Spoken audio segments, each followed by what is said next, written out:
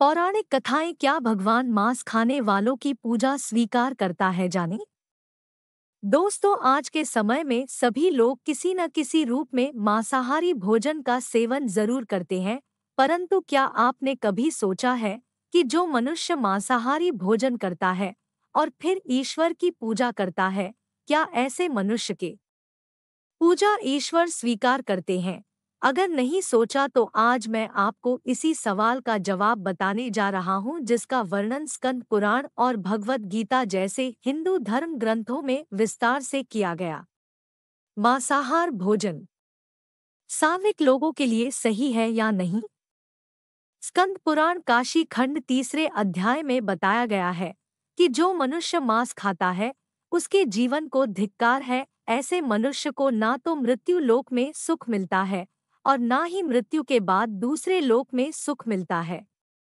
साथ ही स्कंद पुराण में एक प्रसंग का और वर्णन मिलता है, जिसके अनुसार जब एक बार सभी देवता गण काशी पहुंचे तो उन्होंने देखा कि एक बाघ जैसे हिंसक पशु भी वहां घास खा रहे हैं।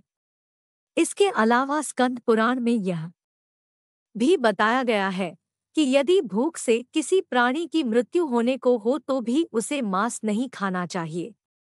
इतना ही नहीं है, स्कंद पुराण के अनुसार भगवान शिव उन लोगों की भक्ति यह पूजा कभी स्वीकार नहीं करते जो लोग मांसमदिरा का सेवन करते हैं।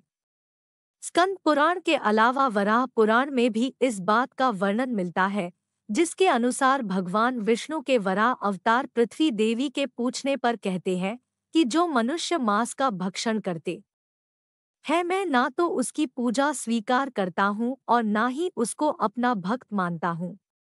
साथ ही भगवान विष्णु के वराह अवतार पृथ्वी देवी से यह कहते हैं कि जो मनुष्य मछली या दूसरे पशुओं के मांस का सेवन करता है, मेरे लिए उससे बड़ा अपराधी और कोई भी नहीं।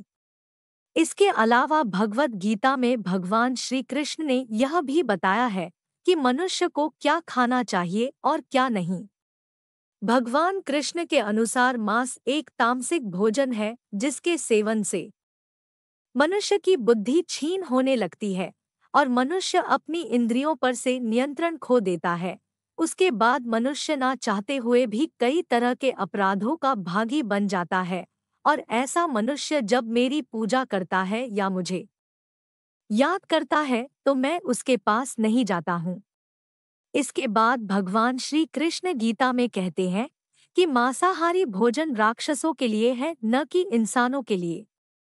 भगवत गीता में भगवान श्री कृष्ण ने आहार को 3 भागों में विभाजित किया गया है, जो कि राजसिक, तामसिक और सात्विक भोजन है। जिसके अनुसार सात्विक भोजन लंबी आयु देने वाला, मन को शुद्ध करने वाला, बल बुद्धि प्राप्त और तृप्ति प्रदान करने वाला है। हिंदू धर्म में मांस खाना सही है कि नहीं, इसके बारे में कई लोगों को भ्रम है और इसका मुख्य कारण यह है कि लोगों को धर्मशास्त्र में वर्णित ज्ञान का ना होना। कुछ लोगों का तो यह भी मानना है कि वेद मांस भक्षण को जायज बताता है, लेकिन यह सच नहीं है। सच तो यह है कि वेदों में स्पष्ट रूप से बताया गया है कि पशु हत्या अर्थात पशु बलि आपकी श्रेणी में आता है। वेदों का सार उपनिषद और उपनिषदों का सार भगवत गीता है, जिसके अनुसार वेदों में मांस खाने की संबंध में स्पष्ट मना किया गया है। वेदों में बताया गया है कि जो मनुष्य नर, अश्व अथवा अन्य किसी पशु का मांस का सेवन कर उसको अपने शरीर का भाग बनाता है, गौ की हत्या कर अन्य जनों को दूध आदि से वंचित करता है, उससे बड़ा पापी इस सृष्टि में कोई भी नहीं।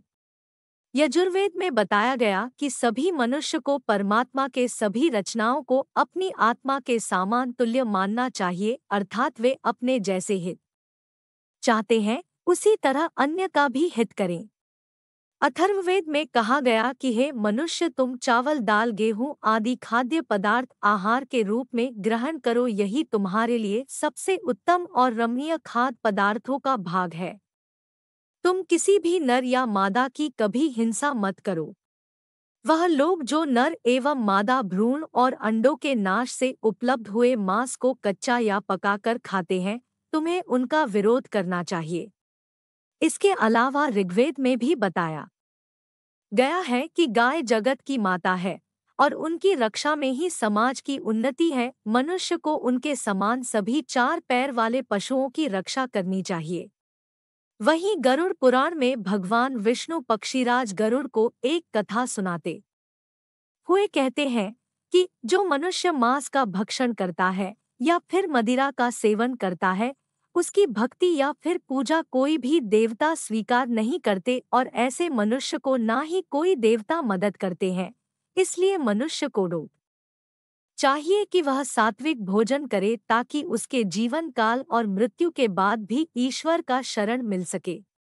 आगे भगवान विष्णु कहते हैं कि जो मनुष्य स्वाद के लिए दूसरे पशुओं की हत्या करता है, उसे मृत्यु के बाद पशुओं की उसी योनि में कई जन्मों तक भटकना पड़ता है और वह भी उसी तरह मारा जाता है जिस तरह खाने के लिए उसने पशु को मारा था।